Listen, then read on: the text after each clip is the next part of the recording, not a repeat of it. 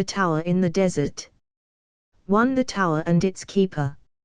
In the heart of an endless desert, where the sand dunes roll like waves and the wind sings a haunting melody, there stood a single, solitary tower. The spire pierced the sky, black as obsidian, and whispered tales of ancient magic to those who ventured close. No human had laid foot inside its mysterious walls for centuries, for the tower was guarded by a dragon, the fabled creature known as Draxion, the Inventor. Unlike the fearsome beasts of legend, Draxion did not concern himself with treasure hoards or conquering kingdoms. He was a recluse, a master of both arcane lore and mechanical marvels, creating devices imbued with powers that could change the very fabric of reality. Legends spoke of a vast collection of magical artifacts within the tower, and of all the wonders, one artifact was whispered about above all others: the Hourglass of Eternity, an object said to control the flow of time itself. 2. The Seeker's Quest. On the edge of this desert, there was a wanderer named Kyle, a former scholar turned adventurer.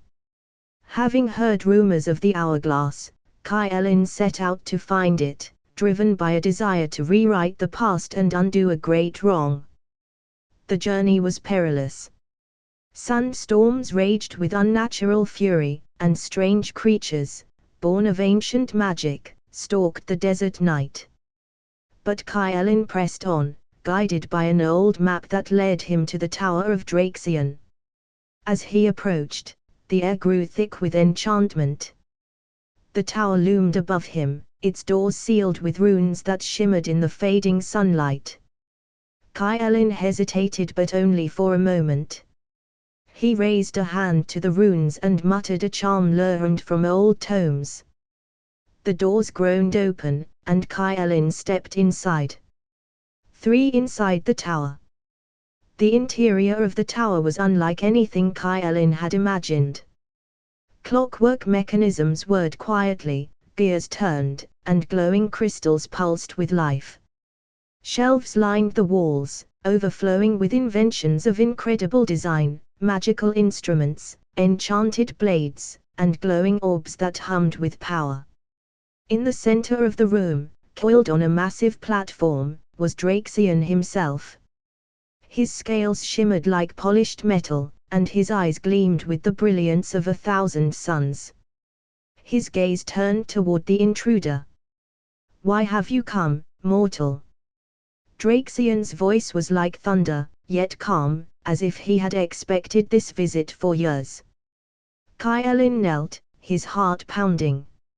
"I seek the Hourglass of Eternity, great Draxion." The dragon's eyes narrowed. "Do you know the weight of what you ask? For the trial." Draxion rose, his immense form casting a shadow across the room. "The hourglass does not belong to those who seek to alter time for personal gain. However, I will not stop you from trying to claim it. But you must prove yourself worthy." With a flick of his claw, the dragon activated a series of mechanisms. The tower's inner chambers shifted, rearranging themselves into a labyrinth of puzzles and traps. "You will find the hourglass at the tower's peak," Draxion said. "But first, you must face the trials I have set." Kyle's resolve hardened. He had prepared for this moment. Navigating the labyrinth was no easy task. Each room presented a new challenge, from solving ancient riddles to disabling enchanted traps that would instantly end his journey. At times, the tower itself seemed alive, adjusting its layout as though testing his patience and intelligence. But Kyle, with his sharp mind and honed skills, overcame each obstacle. 5. The final test. At last, Kyle reached the top of the tower, where the hourglass rested on a pedestal. Its golden sand swirled within, seemingly unaffected by time. But as Kyle reached out to claim it, Draxion appeared once more, blocking the way. The hourglass may only be claimed by those who understand that time is not a tool for selfish desires, the dragon intoned. What would you do if granted its power? Kyle paused, weighing his answer. I seek to undo a tragedy that should never have occurred. But in my journey here, I have learned that to manipulate time for personal reasons can lead to greater harm. I wish to use the hourglass to prevent the suffering of many, not just to ease my own. Draxion studied him for a long moment, then nodded. You have passed the test. The hourglass is yours to command, but be warned, its power comes with great responsibility. Use it wisely, or you may find the past is not so easily changed. 6. The choice. With the hourglass in his hands, Kyle descended the tower, the weight of his task pressing on his shoulders. He now held the power to alter time, but the wisdom he had gained told him that doing so lightly could have unforeseen consequences. In the end, Kyle chose not to use the hourglass for personal gain, instead dedicating his life to ensuring that no one else would misuse such powerful artifacts. He sealed the hourglass away, protecting it from those who sought to bend time to their will. As for the dragon Draxion, he returned to his tower, continuing his endless work, satisfied that the hourglass was safe, for now. The dragon's journey. For centuries, Draxion had remained within his tower, crafting wonders and studying the vastness of magic and technology. His tower was a place of marvels, and his hoard, though unconventional, was richer than any mountain of gold. Artifacts, inventions, and mysteries filled every corner. But now, as the centuries wore on and the desert winds howled their timeless tune, a restlessness stirred within the ancient dragon. He gazed upon his creations, his eyes falling on the hourglass of eternity, the very artifact he had entrusted to Kyle, who had proven himself wise enough not to use it. Draxion's hoard was vast, his knowledge boundless, but the world beyond his tower still held treasures unknown even to him. It had been too long since he had ventured beyond the tower's black stone walls. There were other wonders, hidden relics from lost civilizations, arcane objects of untold power, and mysteries that even he had yet to solve. With a sigh that resonated through the chamber, Draxion stretched his colossal wings, sending a ripple of power through the room. It is time, he rumbled to himself. The world has changed since I last walked among it. The gears and crystals within the tower hummed in recognition as Draxion rose from his platform. The tower had been his sanctuary, but now, he craved the thrill of discovery once more. There were ancient vaults buried beneath forgotten cities, enchanted forests where magical beings whispered in secret, and long-lost artifacts waiting to be claimed. A call to the unknown. Draxion descended the tower, his massive claws clicking softly against the stone as he made his way toward the main entrance. As he passed shelves filled with his creations, a twinge of nostalgia tugged at him. His inventions, some of the finest in the world, had served him well. But it was not enough to remain a master of his own work, he needed to see what the world beyond had made of magic and invention since his isolation.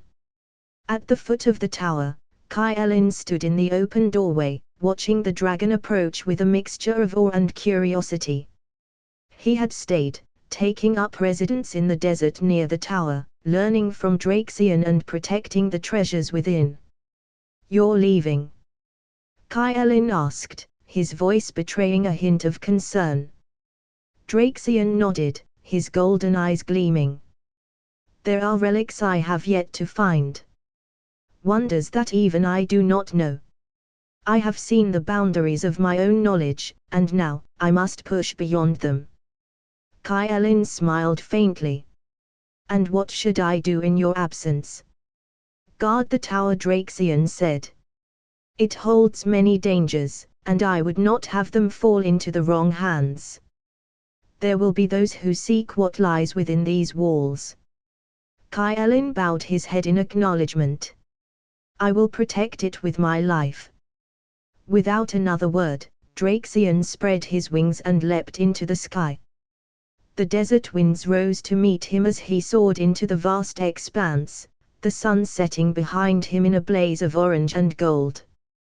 The dragon flew for days, crossing mountains, forests, and oceans, searching for rumors of ancient magic. He sought out places where the fabric of reality was thin, where the forgotten secrets of the world lay buried beneath layers of history. The sunken city of Rana.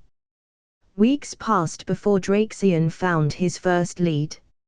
In a distant land, beneath a roiling sea, there was said to be a lost city, Rana, a place of towering spires and enchanted streets swallowed by the ocean during an ancient cataclysm. The legends spoke of a crystal heart, a gem capable of amplifying magic to unimaginable levels. Such a treasure would be invaluable to the Dragon-Inventor. Draxion dived beneath the waves, his massive wings folded close to his body as he plummeted into the icy depths. The ocean swallowed him whole, and darkness pressed in on all sides. But his eyes, accustomed to centuries of study in dimly lit chambers, adjusted quickly. He spotted the remains of Rana, a labyrinth of broken towers and crumbling statues. Magical currents swirled through the water, remnants of the powerful enchantments that once protected the city.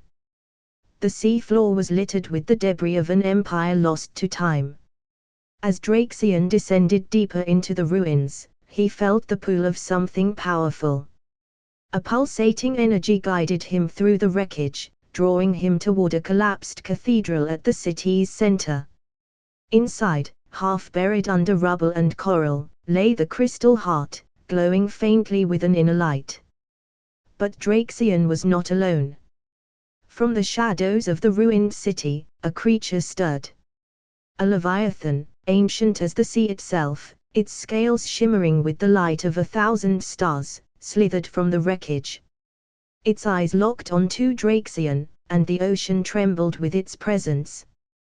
The heart is mine, Dragon, the leviathan hissed, its voice a rumble through the water. It has rested here for millennia, and it will not be taken by the likes of you. Draxion landed, his claws digging into the silt-covered floor. He eyed the crystal heart, then the leviathan, calculating his next move. The creature was as old as he was, perhaps older, and powerful beyond measure. But Draxion was not one to back down from a challenge. I do not seek to steal it, Draxion said calmly, his voice carrying through the water. I seek knowledge. The heart can amplify magic, true, but in the hands of one who understands its power, it can also create. The leviathan circled him slowly, its massive body coiling through the ruins. And why should I believe you? Because I am Draxion, the dragon replied. I do not hoard riches. I create wonders. For a long moment, the leviathan was silent, its eyes narrowing as it studied the dragon. Then, with a flick of its tail, it uncoiled and moved aside. Take it, then. But know this, dragon, power such as this does not come without cost. Even for one as ancient as you. Draxion nodded. He approached the crystal heart, feeling the magic hum beneath his claws as he lifted it from its resting place. The moment it was in his grasp, he could feel its potential, its ability to shape worlds, to enhance his creations far beyond what even he had imagined.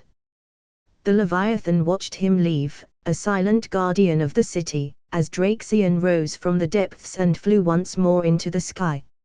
A new age of invention. With the crystal heart secured, Draxion's mind raced with possibilities. His tower would soon become more than just a sanctuary for his inventions. With this new power, he could forge creations that defied even the most powerful of spells.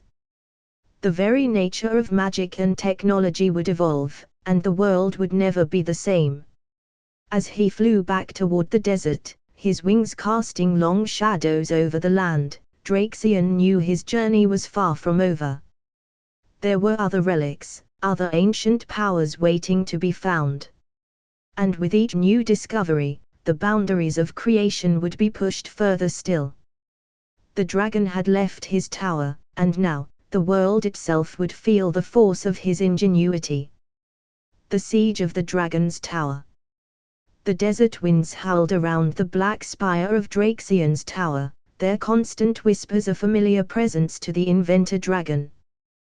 The world outside had grown distant during his journey, but now he was back, his wings casting a broad shadow over the dunes.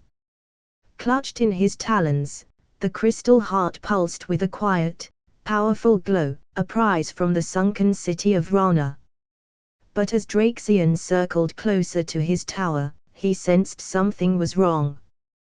The protective wards that hummed gently beneath the stonework were flickering, their energy disrupted by an external force. A shimmering haze surrounded the tower's walls, evidence of spells clashing with his defenses. And standing at the base, half buried in the sand, were figures cloaked in shadow, their hands raised in incantation as they worked to breach his fortress. Draxion's eyes narrowed. His tower was under attack. With a roar that echoed through the vast desert, he folded his wings and descended, his massive form hurtling toward the attackers like a comet. The air crackled with the force of his approach, and the invaders looked up in alarm just as Draxion unleashed a torrent of flame from above. The blast shattered the sand beneath them, sending the intruders scattering as the molten fire consumed the ground. Yet, as they fled, Draxion realized these were no mere treasure seekers. They were magi, powerful sorcerers in dark robes, each one clutching a staff or amulet, their eyes glowing with the light of forbidden magic. Foolish mortals, Draxion growled, his voice reverberating through the air. You dare challenge me? One of the sorcerers, a tall figure with a crown of twisted bone, stepped forward, undaunted. His voice carried through the storm of sand and magic. Draxion, you hoard the greatest wonders of the world. We have come to claim what you refuse to share. The others began chanting, their voices intertwining in a dark, rhythmic spell.